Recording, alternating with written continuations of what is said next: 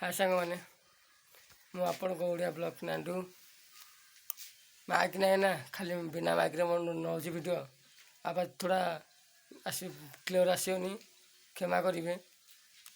किसी भाई भौणी पठेले भाई भल भल वीडियो ब्लॉग करके आण भाई मोर ही मन अच्छी भल भल ब्लॉग वीडियो बनी आने को क्षमा करेंगे। मु दिन मजूरा गोटे मु काम कले मो घर चले से आपण मु ब्लॉग भल वीडियो आनी पाऊनी आशा करुँची आपण सपोर्ट कले आपण भल भल वीडियो कंटेंट आनी पारि भल पाया देले सदा आपण को भल पाया आशा कर रही।